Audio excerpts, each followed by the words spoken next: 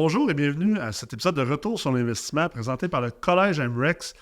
Moi-même, Nicolas Ray, président du Collège, j'ai le plaisir de recevoir aujourd'hui deux anciens de la meute multilogement, un couple de Rimouski, Thierry Lagacé et Mélissa Roussel, qui ont plus d'une vingtaine d'immeubles, bien sûr, dans le bas du fleuve.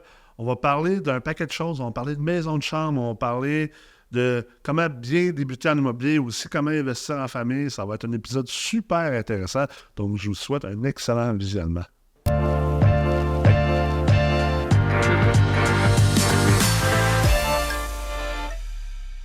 Mélissa, Thierry? Allô, Nick? Allô? Merci beaucoup pour l'invitation. Alors, merci à vous autres. Vous êtes descendus, en fait. Descendre, non, c'est monter. ça. Vous n'êtes pas descendus, vous êtes montés du bas du fleuve. Ouais. C'est ça, hein? Ouais, je pense que c'est ça. Vous autres, vous trouvez ça tannant, le monde qui ne vienne pas de votre coin, hein, qui mêle tout le temps descendre, monter. Moi, ça me dérange pas. Non, ça ne te dérange pas? Non, C'est l'exemple, c'est le monde de Québec. Nous autres, on dit on descend à Montréal, mais tu peux pas descendre à Montréal. Là. Ah, faut que tu remontes le fleuve, mais... Ouais, c'est ça. Mais moi, j'utilise les deux, fait Ouais. que c'est pas... non. La bonne nouvelle, c'est que vous êtes de Rimouski, Oui. hein, un des endroits que j'aime bien. J'ai passé bien du temps là-bas. Puis vous êtes investisseur immobilier. Vous avez fait la meute... La C3. La C3. Ah, hein, ensemble, ouais. On est dans une série de OG, de original. Ouais, c'est ça, hein? C'est bon, Retour au début des Ouais. premières cohortes. Ouais, c'est vrai, ça. Fait que parlez-moi de vous un peu. Ben, moi, je vous connais, mais parlez-moi de vous pour les gens qui sont à l'écoute.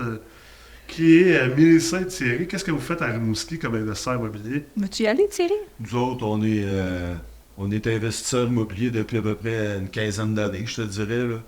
Puis on est surtout spécialisé dans les petites unités. Là. On a maison de chambre, 1,5, 2,5, 3,5. Là. Le gros de notre parc il est concentré là-dedans. Là. Puis on est... vu qu'il n'y a pas de compagnie de gestion encore à Rimouski, ben on fait toute notre gestion.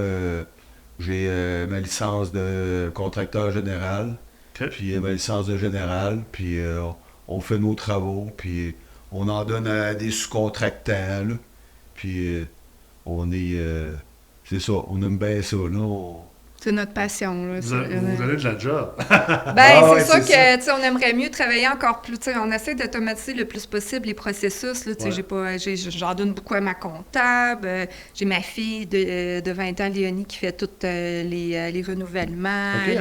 Ouais, elle a fait le CMFE, Léonie, là, puis elle travaille avec nous autres, là, c'est l'agent de location, elle fait les posts Facebook, toute la page immobilière Rimouski, parce que notre nom vraiment général, c'est Immobilière Rimouski, mais on a plusieurs partenaires. On a quelques partenariats. On en a, Thierry, moi, perso, on en a en compagnie.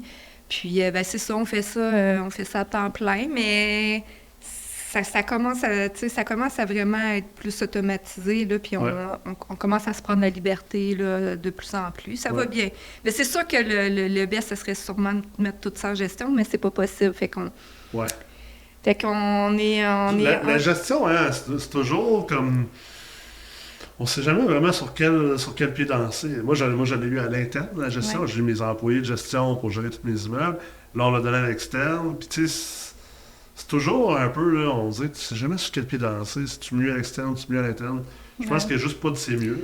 Bien, il y a plusieurs façons de le penser aussi. Tu sais, c'est sûr que si tu le donnes à l'interne, ben, tu as plus de gestion de personnel, de payroll, de contrôle, de plus donner... micro. Oui, c'est ça, exactement. De donner l'ouvrage à ta gang, puis de contrôler, tu sais, que si tout le monde est bien, puis que tout le monde soit à sa place aussi, puis c'est ça, qu'il soit bien dans l'entreprise. Mais c'est ça, on avait un charpentier menuisier avant avec la licence Thierry, puis là, il est parti là, vers d'autres projets personnels. Okay. Puis on donne beaucoup à l'externe, là, tout ce qui est tous les gros projets. Là, Ouais, c'est ça, on a des bons sous-contractants là, qui travaillent pour nous autres. Puis là, ben, on est content en même temps, tu sais, comme Léonie, la fille à Mélissa, tu sais, que les enfants veulent reprendre, veulent embarquer là-dedans dans le bain avec nous autres, là, puis que ça les intéresse, ben, tu sais, nous autres, c'est le fun, on trouve ça le fun. Ben oui, c'est clair. C'est des beaux défis pour eux autres, là, puis on aime bien ça. Elle vient juste de quitter la maison, on l'a déménagé en fin de semaine passée avec son amoureux. Oli, lui, il vient de s'acheter un triplex à 19 ans. Wow. Il est nouvellement courtier, puis il a fait son cours au CMFE. Ah ouais, wow. Fait que, ouais. Cool. Quand il faisait son cours CMFE, il était pas encore avec mes filles. Puis on faisait un bootcamp un matin, puis tu avais donné un devoir. Puis là, tu avais dit, regardez avec du monde qui sont dans votre région pour voir comment ils font pour chercher les comparables. Puis tout, il était venu m'écrire le petit sérieux. Il était venu m'écrire. Puis je suis dans le coin, puis je disais, j'étais avec ma fille, on fait le bootcamp à matin, puis tout. Puis là, il l'a croisé. Puis c'est vraiment drôle. Ouais, ils sont ensemble maintenant. C'est un des rares jeunes qu'on connaît avec autant de volonté. Ouais. Vraiment une belle drive là, pour un jeune de cet âge-là. Ouais. Fait que MREX, c'est rendu le Tinder de l'immobilier. C'est ça, Tinder. Pourquoi pas? C'est vraiment le fun. Mon bootcamp va être rendu comme l'amour dans le pré. Peut-être un jour, il va y avoir des enfants qui vont s'être conçus grâce au bootcamp. Ce sera pas l'amour dans le pré, ça va être l'amour dans les blocs. Ouais, c'est ça, l'amour dans les blocs. L'amour dans le bootcamp. C'est vraiment bon. Ouais. Qu'est-ce qui vous a amené initialement à faire le mobilier? C'était quoi qui vous drivait? C'est quoi le déclic que vous avez eu? Nous autres, moi, à la base, ça fait 11 ans que j'étais à Rimouski, ça fait 11 ans qu'on est ensemble. OK. J'étais originaire de Rivière-du-Loup, j'avais déjà de l'immobilier là. Ouais. Puis, sur un coup de tête, je suis parti vers Rimouski, on s'est rencontrés. Ah ouais? Puis, j'ai vendu mes parts à mon associé de Rivière-du-Loup. Puis, j'ai tout vendu, puis je me suis en allé à Rimouski, puis on a racheté ensemble, là, puis... Moi, j'en avais déjà. Ouais. Lui, il était pompier à Rivière-du-Loup, Okay. puis il y avait des immeubles à Rivière-du-Loup, puis il y avait une job à temps plein. Ah ouais. Puis là, un ami commun de pompiers, il nous a présenté, puis il s'en venait à Rimouski. Moi, j'avais un duplex. T'étais tanné d'acheter les calendriers, fait que tu t'es dit... Ouais, c'est ça. Non, j'ai dit non, puis Mois de novembre, non, puis moi, les pompiers, le père de mes filles, c'est un pompier, fait que j'ai dit, non, pas encore un pompier! Moi, on t'a dit! C'est comme ma mère, les musiciens, elle, dans la même chose.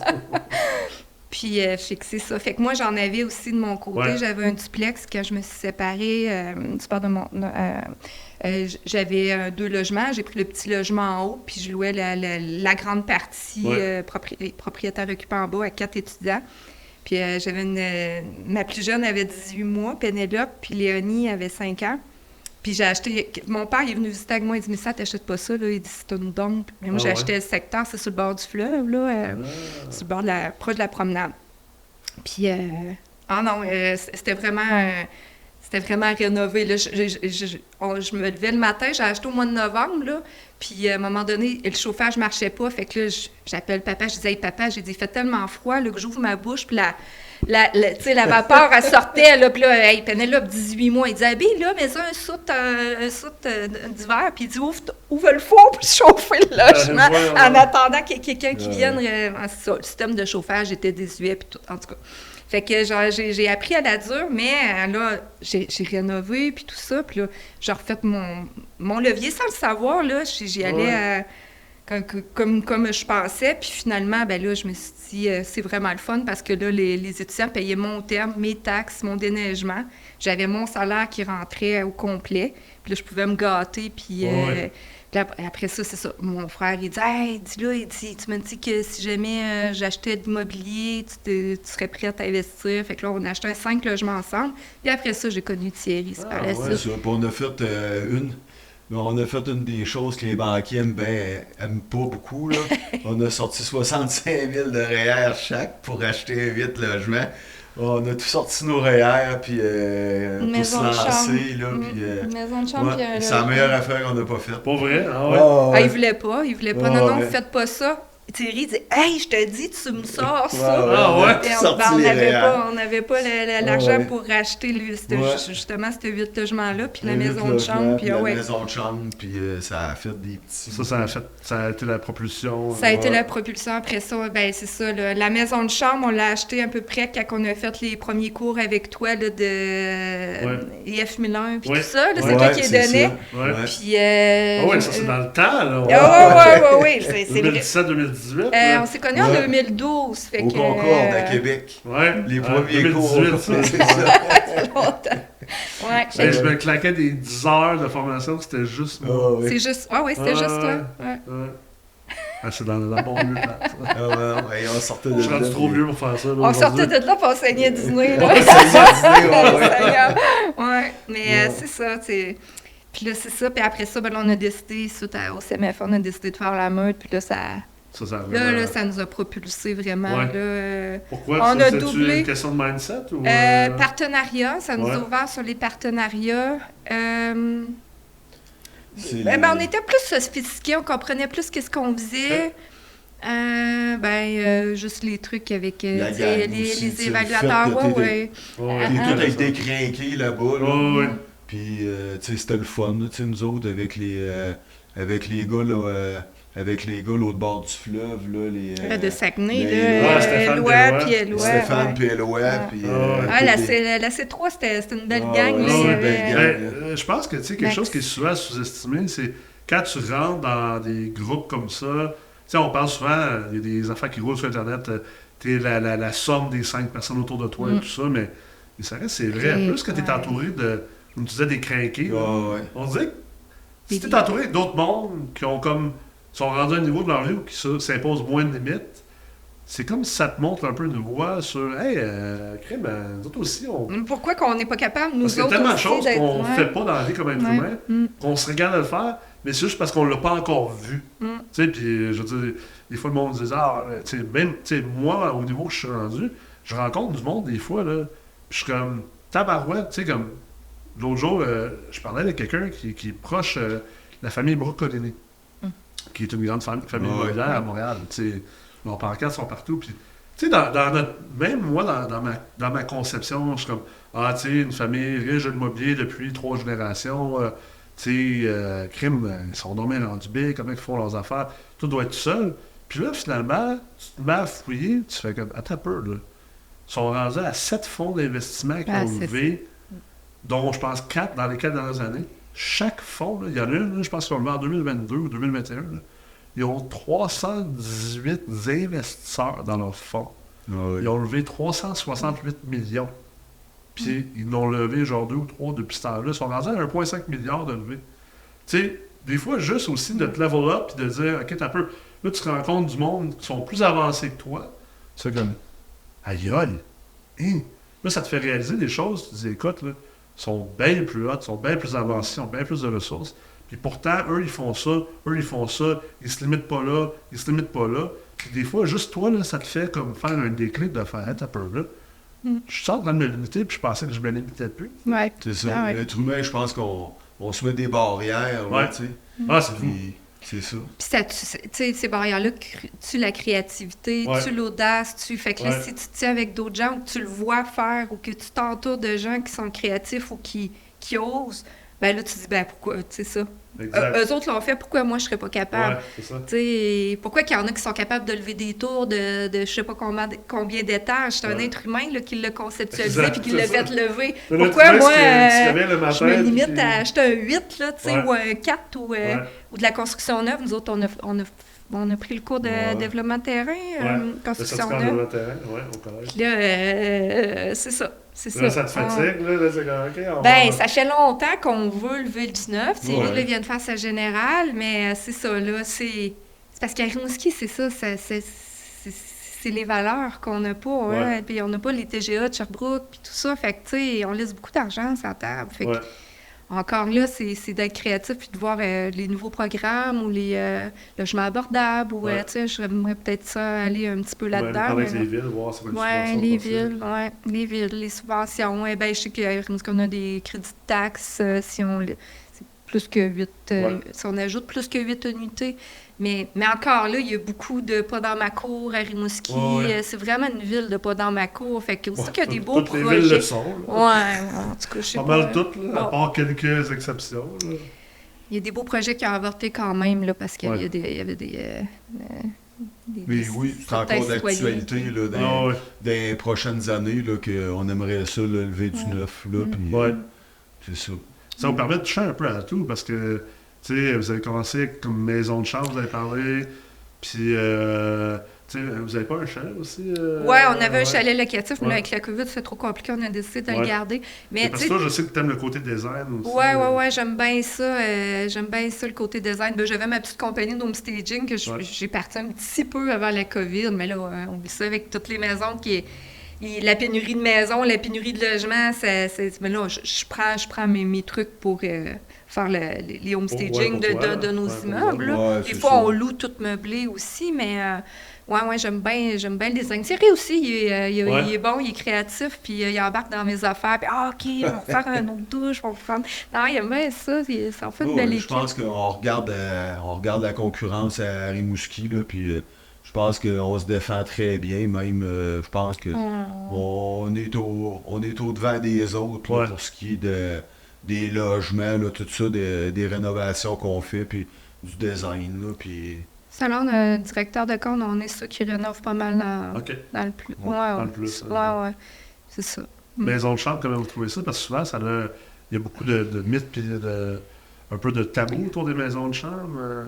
Ben, maison de chambre, au début, quand on l'a eu, je te dirais que c'était plus Thierry qui gérait la clientèle, parce que là, c'était rock'n'roll. Le pompier est rentré avec la hache. Non, c'était une clientèle assez rough, là, des motards, puis des dealers, puis tu sais.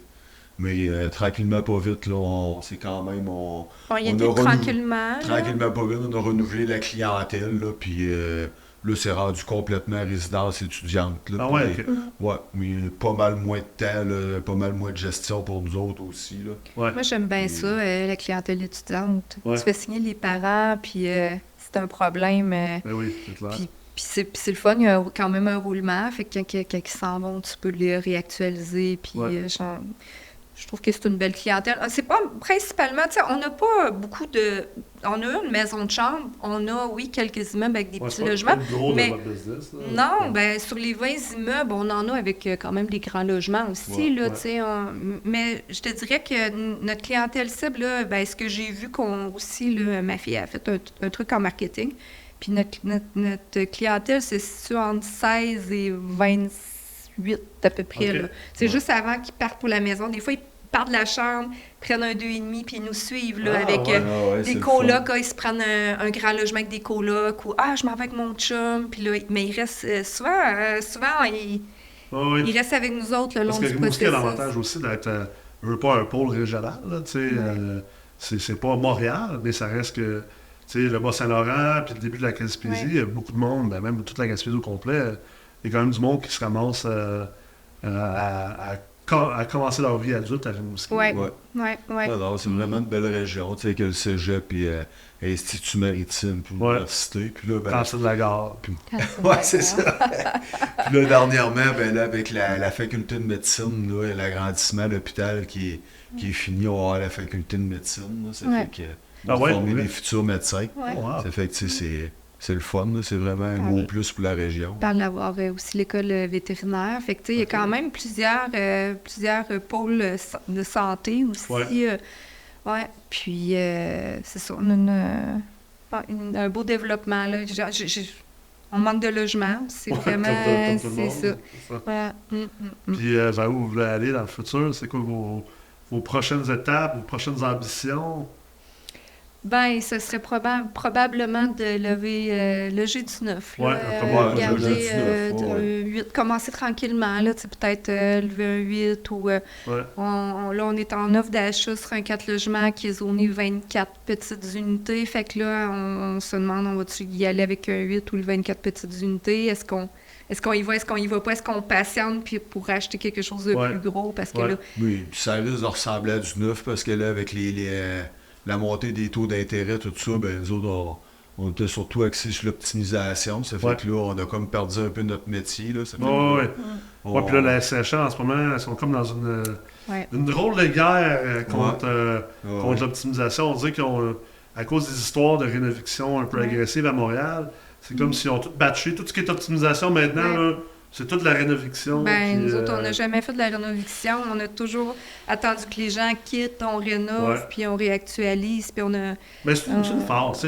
Le change constamment. C'est ça que je dis aux gens, comme tombez pas dans du pessimisme, puis c'est une force. D'après moi, la SHL vont se rendre compte assez vite que c'est peut-être pas à leur avantage, ni à l'avantage du marché, de prendre cette position-là, parce que, on va se le dire, on a un parc immobilier qui est en décrépitude. C'est ça. Si on décide tous, nous autres, d'arrêter de rénover parce que les take-out de CHL sont plus compliqués parce qu'ils pensent qu'on est tous des rénovicteurs, ben il y a une personne qui va qui va payer le prix. Puis malheureusement, c'est le locataire. C'est le locataire. T'sais, encore une fois, c'est le locataire. Ouais. Parce que nous autres, c'est ça là, qu'on s'est dit, là, de moins en moins, on rénove parce que c'est tellement cher, la main-d'œuvre, les refinancements. Tu ne peux pas rembourser prêteur privé. Tu peux pas. Ouais. Fait que là, ça c'est des affaires, d'après moi, qui ne dureront pas longtemps. Moi, en tout cas, si les SHL ont une moitié de cervelle, ils vont probablement être obligés de faire 180 sur ces histoires-là. Parce que sinon, si les gens pensent que les loyers sont chers aujourd'hui, on s'en reparle dans 2-3 ans, voir comment que la pénurie du logement va avoir évolué. C'est peurant. Parce que il y a beaucoup de gros projets là, qui ont été mis sur hold. Ben oui. Ça va être épeurant tantôt. Là. Ouais. Ça va être vraiment épeurant. Puis tu sais, à un moment donné, moi j'en parle de plus en plus, là, c'est bien beau là, mettre le blâme, c'est propriétaire de bloc. Là. Mais je pense que les derniers grands blâmes, il y a une part à certains propriétaires, mais en ce moment, la problématique, c'est probablement beaucoup plus au niveau législatif. Puis philosophique de la société. Là, on tire aux mauvaises places. Hein. Ouais. Puis les gens qui font en souffrir, c'est les gens que ces gens-là essaient de protéger, tu sais, au final. C'est ça. Ouais, c'est ça. Puis nous, on est là avec nos outils, avec notre énergie, on a le goût d'aider, puis finalement, encore un bâton dans les roues, puis... Au final, à un moment donné, c'est nous autres, là, je veux dire, qui prennent les risques, tout ça, les risques financiers, là, pour relever ça, pour rénover ça, là, c'est quelque part, là, tu sais, que... Si on peut plus gagner notre vie puis que ça soit lucratif un petit peu, on va décider de changer de métier, on va investir ailleurs là, parce qu'il n'y a pas personne qui opère une compagnie déficitaire ou qui fait, tu sais, fait que les gens c'est ça que ça va faire, ils vont investir ailleurs. Puis moi je pense vraiment que l'État et le gouvernement doit aider les investisseurs, puis il ne faut pas que ça soit sur les épaules des entrepreneurs puis des investisseurs privés parce que on peut pas le problème est trop gros. Non, c'est clair. C'est ça. C'est clair. Puis, tantôt, tu as dit que ta fille a commencé à faire une maison. Oui. Ça, c'est un sujet que j'aime. Ouais. C'est cool, ça. Oui. On est 4, hein? Oui. C'est une belle, en tout cas, une belle relève. Puis en plus, elle va faire son cours de design. Son petit chum, il est courtier. On lui a donné son premier mandat. On a fait un offre d'un 4 logements. On a dit, Oli, regarde, il y a un 4 là. Fais un offre dessus. Fais un offre. Fait que là, on était tous sur... on regardait... Ton frère est aussi oui. projet, oui. Mon frère, on a quand même 60 portes avec Jean-Philippe. Oui. Fait qu'il est plus passif, il est investisseur passif. Puis nous autres, on travaille vraiment dans... Il ne sait pas aucun nom de locataire, il ne sait pas où sont les entrées d'eau. Allez-y, je fais confiance. Hey, tu veux-tu venir? Là, on va voir un 8. Non, je vais y aller à l'inspection. Puis, on y monte. C'est le fun. C'est un bon partenaire. C'est clair. Puis lui ici, là, il aimerait ça le G19. Fait que... fait qu'on a une belle équipe. Ouais, c'est le fun de voir que les enfants, en tout cas, on a de la relève. Là. Ouais. Ma petite Pénélope de 16 ans, elle reparle de faire son cours de courtière. Elle dit qu'elle aussi, elle aimerait ça investir en immobilier. Là. C'est sûr que je sais qu'elle le parle qu'elle ne veut pas travailler pour quelqu'un d'autre. Fait que là, une voix, quand même, nous autres, travailler fort. Mais avoir quand même le pouvoir sur notre horaire. Si je veux un lundi matin aller à telle place, ou on a des bons boss. Là. C'est le fun. Là, c'est une bonne boss. Tu peux le dire. Non, mais tu sais, toi, le lundi, tu peux Thierry, le travail. Non, mais tu sais, c'est ça. On lui dit en même temps que ça vient pas tout seul. Ben non, c'est clair. Ça prend de l'implication, puis bien souvent... Des sacrifices. Puis les premiers, bien souvent, il faut que tu en fasses pas mal par toi-même. Là, tu peux pas commencer, à tout donner là, à contrat. Comme la maison de chambre, là, je me souviens, moi, au début, je faisais les salles de bain, là, puis j'étais pas contente parce que...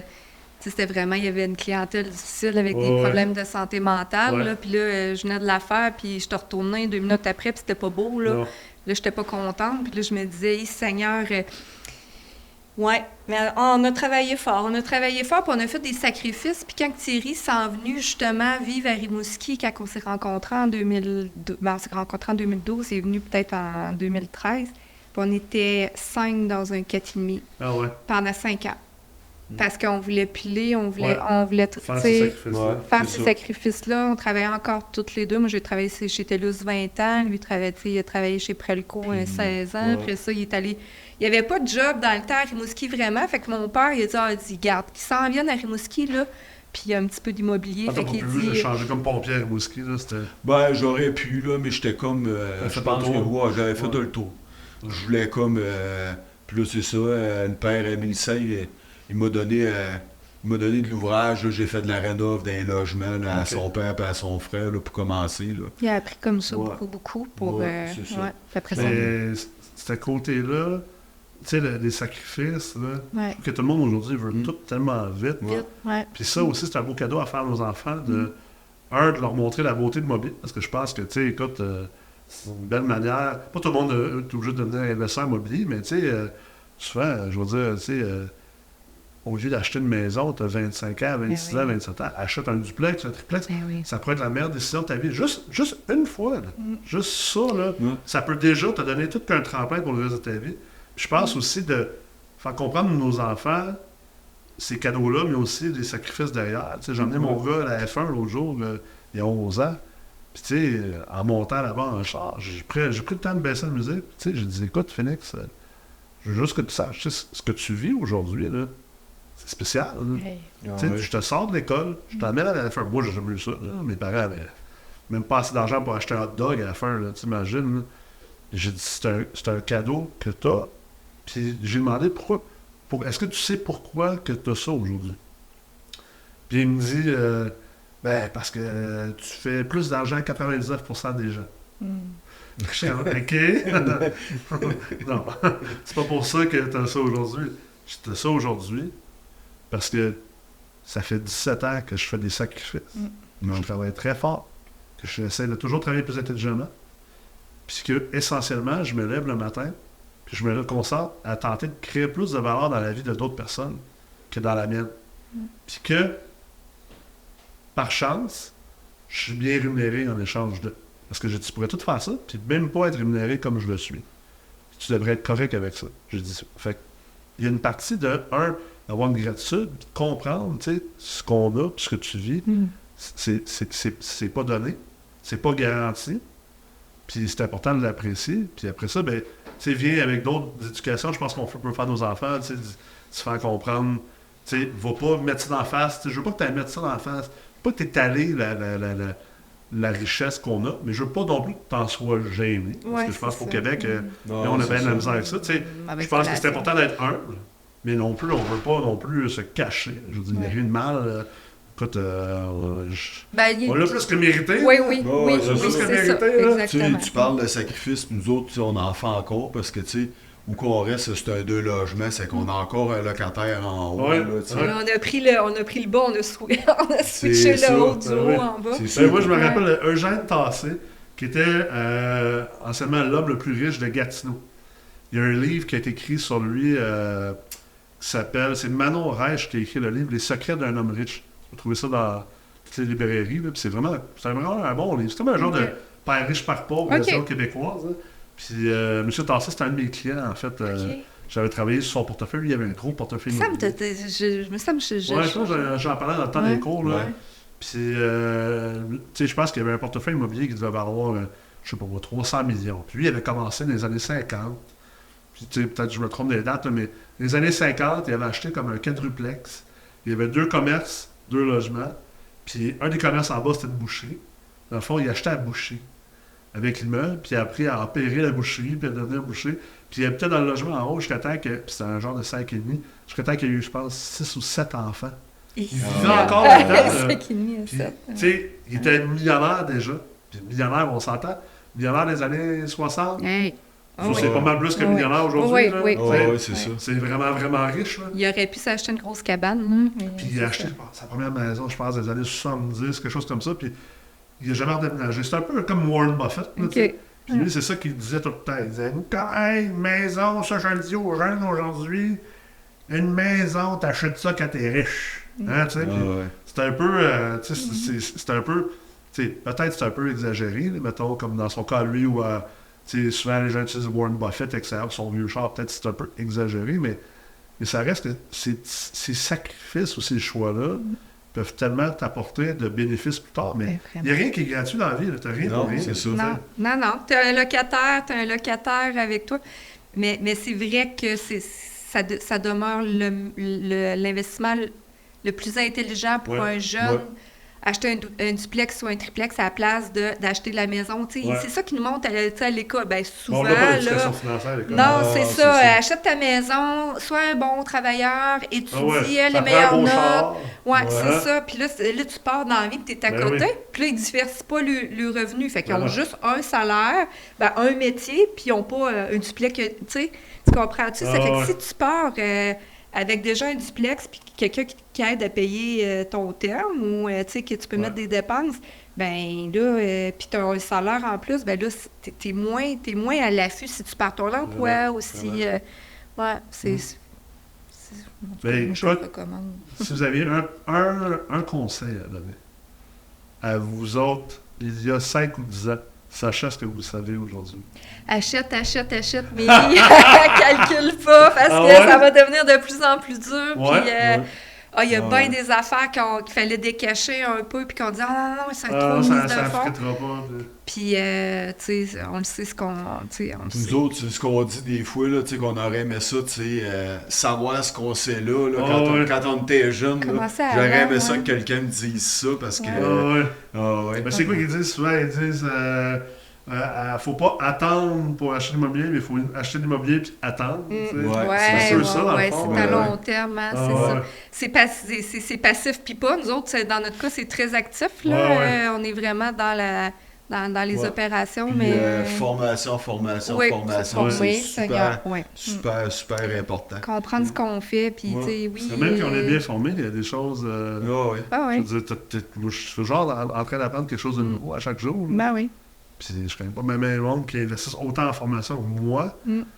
Puis on se trompe encore. Pourtant, on se trompe encore. Puis il y a encore des affaires. On a encore des angles morts. Puis encore, tu sais, parce que ça change tout le temps.